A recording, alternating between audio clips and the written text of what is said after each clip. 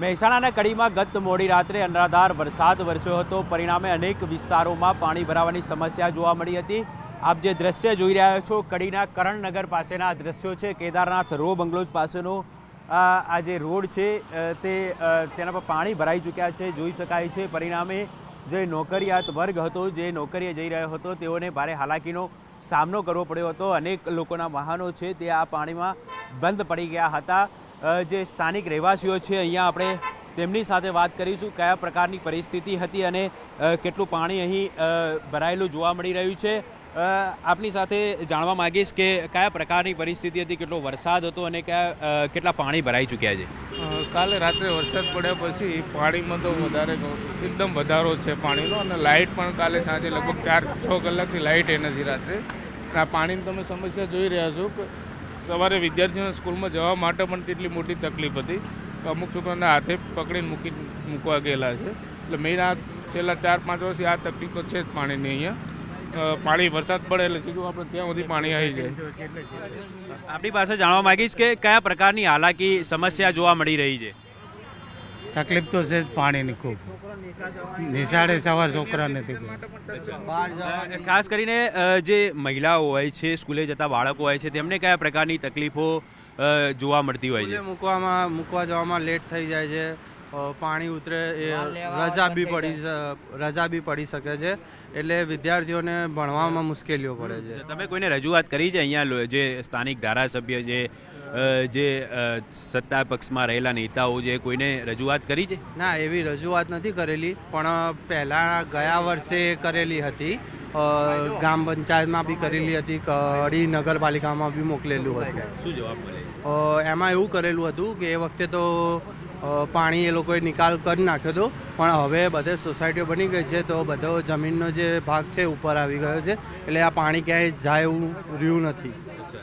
ખાસ કરીને તમામ લોકો છે તેઓને ભારે હાલાકીનો સામનો કરવો પડી રહ્યો છે. મહિલાઓ આપણી સાથે, જે મહિલાઓ સાથે વાત કરીશું. બેન, શું કહેશો, કયા પ્રકારની તકલીફો પડી રહી છે? બહાર કરિયાણું લેવા જવું હોય, હાથે સ્કૂલમાં છોકરાઓને મૂકવા જવું હોય, વચ્ચે સાધનો બંધ થઈ જાય, દરેક પ્રકારની મુશ્કેલીઓ પડે છે. દર વર્ષે આ જ પરિસ્થિતિ? દર વર્ષે અમે 3 વર્ષથી અહીં રહીએ છીએ. દર વર્ષે આની આ પરિસ્થિતિ, કોઈ આનું સોલ્યુશન કરતું નથી. આપ શું કહેશો? અત્યારે હાલ જ અહીંયા પાણી ફૂલ ભરેલું છે, વાન જ બંધ થઈ જાય છે. છોકરાઓને સ્કૂલે જવું હોય તો કઈ રીતે જાય? એટલે અહીંયા મુશ્કેલીઓ તો વધારે છે. અમે 1 વર્ષથી રહીએ છીએ પણ પાણી ફૂલ ભરેલું છે. 2 નંબર સુધી પાણી ભરેલું હોય છે. આખી રાતને લાઇટ પણ નથી અહીંયા. ના, અત્યારે હાલ નથી. અત્યારે આવી ને તો ખાસ કરીને વાત કરીએ કે આપ દ્રશ્યની અંદર જોઈ શકો છો, હાલ અહીં પાણી ભરાઈ જવાની સમસ્યા છે કેટલા વર્ષોથી જોવા મળી રહી છે, છતાં ત્યાંનું કોઈ નિરાકરણ આવી શકતું નથી. વરસાદ પડે અને જે લાઇટો ગુલ થવાની સમસ્યા છે તે પણ અહીં જોવા મળી રહી છે. ગઈકાલે જે પ્રકારે વરસાદ વરસ્યો હતો ત્યારબાદ અહીં લાઇટો છે લગભગ છેલ્લા 5-7 કલાકથી લાઇટો પણ અહીં જોવા મળી રહી નથી. એટલે લોકોએ ભારે હાલાકીનો સામનો કરવો પડ્યો રહે છે. અને જ્યારે પણ વરસાદ અહીં પડતો હોય છે ત્યારે આ જ પ્રકારની પરિસ્થિતિનું પુનરાવર્તન વારંવાર જોવા મળતું હોય છે. વાત કરીએ તો ગત મોડી રાત્રે કડીની અંદર ધમાકેદાર વરસાદ જોવા મળ્યો હતો. વરસાદને પરિણામે અનેક વિસ્તારો એવા છે નીચાણવાળા કે જ્યાં પાણી ભરાવાની સમસ્યા જોવા મળી રહી છે. આપ જે દ્રશ્ય જોઈ રહ્યા છો કડીના કરણનગર પાસેના આ દ્રશ્યો છે. સત્કાર બંગલો છે, કેસર વિલા બંગલો છે, ત્યાંથી પસાર થતો આ રોડ છે અને ત્યાં સ્પષ્ટપણે જોઈ શકાય છે કયા પ્રકારની પરિસ્થિતિ જોવા મળી રહી છે. જે પ્રકારે ગત મોડી રાત્રે લગભગ 8 ઇંચ જેટલો વરસાદ પડ્યો હતો અને તેને પરિણામે આ પ્રકારની પરિસ્થિતિનું નિર્માણ છે તે કડીના અનેક વિસ્તારોની અંદર જોવા મળી રહી છે. મહત્વની વાત તો કરીએ કે અહીંના જે સ્થાનિક રહેવાસીઓ છે તેઓનું કહેવું છે કે જ્યારે પણ અહીંયા વરસાદ પડતો હોય છે ત્યારે આ જ પ્રકારની પરિસ્થિતિનું પુનરાવર્તન જોવા મળતું હોય છે અને નીચાણવાળા વિસ્તારો છે ત્યાં પાણી ભરાવાની સમસ્યા જોવા મળતી હોય છે. પરિણામે જે મહિલાઓ છે, સ્કૂલે જતા બાળકો છે, તેઓને ખાસ કરીને વધારે તકલીફ પડતી હોય છે. કડીની વાત કરીએ તો જે ખેરાલુની અંદર 3 mm વરસાદ, વિસનગરમાં 2 mm, જોટાણામાં 21 mm જેટલો વરસાદ નોંધાયો છે. એટલે સરેરાશ કડીની વાત કરીએ તો ગત મોડી રાત્રે 8 ઇંચ જેટલો વરસાદ વરસ્યો હતો અને તેને પરિણામે મોટાભાગના વિસ્તારોની અંદર આ પ્રકારની પરિસ્થિતિનું નિર્માણ જોવા મળતું હોય છે. મહત્વની વાત એ પણ છે કે આ જે વિસ્તાર છે ત્યાં છેલ્લા કેટલાય સમયથી આ પ્રકારની પરિસ્થિતિ જોવા મળતી હોય છે. વારંવાર રજૂઆત પણ કરવામાં આવી છે, તેમ છતાં કોઈ સમસ્યાનું નિરાકરણ આવ્યું નથી. આપણી સાથે અહીંના સ્થાનિક રહેવાસી છે, તેમની સાથે વાત કરીશું.